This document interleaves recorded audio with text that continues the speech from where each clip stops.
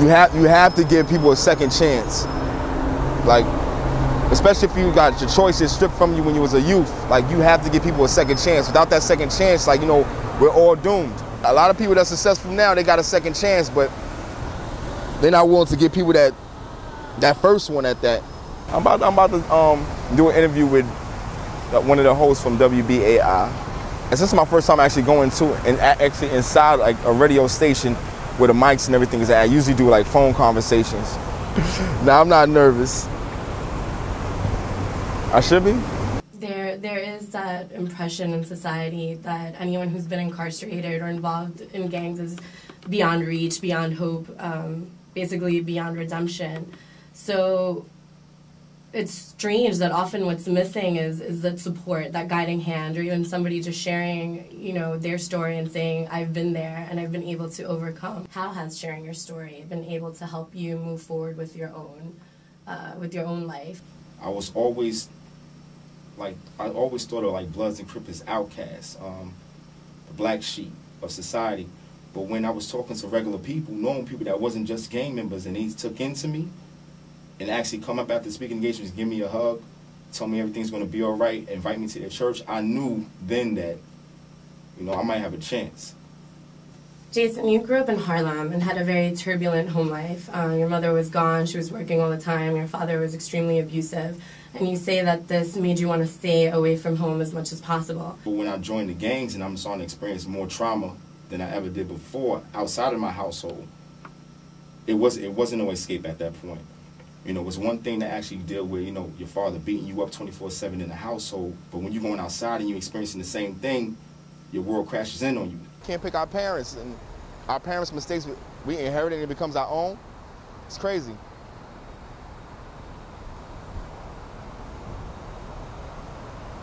I started smoking at 12 years old. I know some people who started smoking at 11. I know girls who started having sex at 10 and 11. This is the life we live in. I'm knowledgeable of it, I experienced it. I mean, I fought felony cases. I done sat on an island for 2 years, 18 months, or whatever the case is, fighting my cases. But I didn't like that feeling of being in jail. They glorify that and say your father, and I don't want him to feel out that was the right thing. You can't tell him, don't tell my son what it was, you know? Let me tell him. Because I'm only gonna tell him in that way, like this is what I did, but the do and the don'ts. You know, everybody else is just gonna say, yeah, your father was this, and he gonna think, yo, you know what, I wanna be like my dad.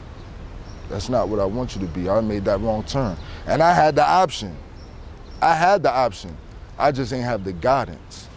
So when I was released on probation and I was mandated to do these programs, I did it and I really utilized it. I didn't take it for granted. You can't even say these kids is misled no more. They just doing what they want to do. They don't have no leadership. You can't be misled with no leadership. Same mindset I had when I was that age. No difference. I preach to them. They don't like it. They don't want to hear it. I know it goes in one ear out the other, but you know what? I'm doing for them what somebody should have did for me. That's how I feel, you know? You can make the money anywhere. It's about when we get older, and I tell my brothers this all the time, you need the benefits. If I need to go get my teeth fixed, whatever the case may be, I need to see a doctor, I need to see a doctor. With that being said, it just gave me, you know what, I need to go get a job. Let me leave the streets alone. And by me getting a job and staying stable at that job and consistent with working, made me see that this change, all change ain't bad. So that was a small step. And then the second small step was I was still running the streets working, but the small step was, you know, now I'm getting locked up for petty bull. It's not even I'm going to jail. I'm going to jail for drinking in the streets, arguing with police, smoking weed, you know, dumb shit. It's on my rap sheet.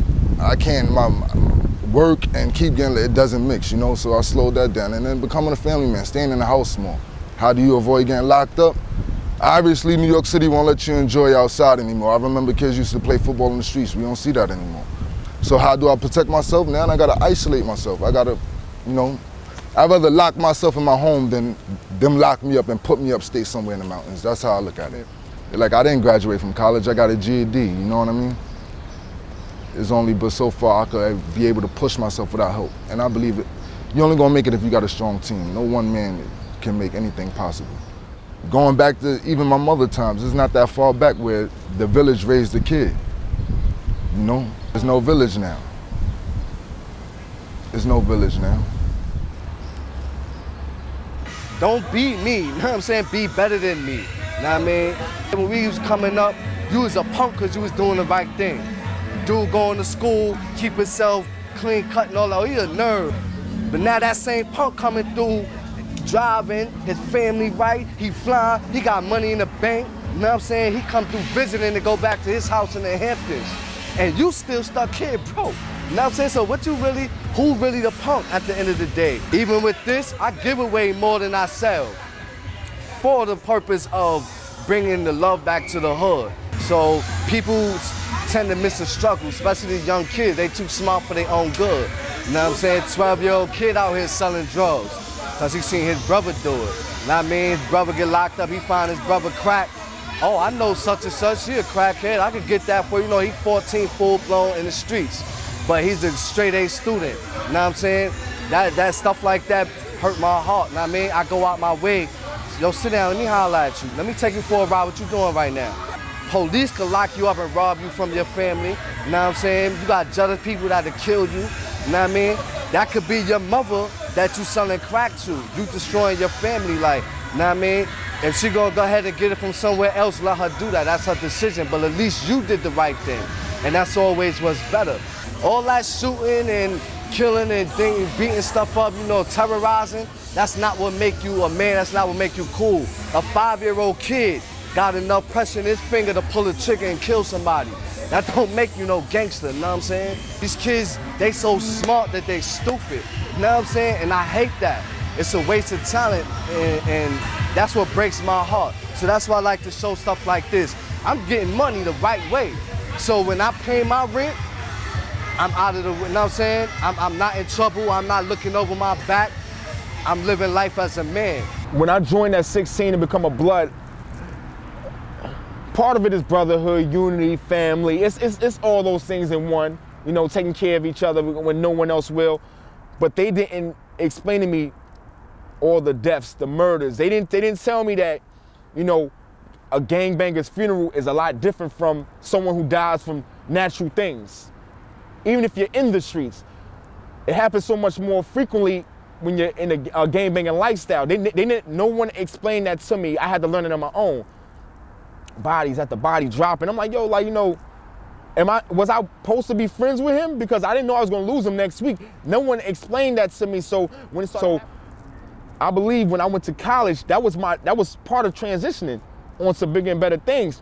But I've learned so many negative habits in the process that I took it along with me, thinking I can still straddle the fence. And when I realized I couldn't, I ended up in trouble.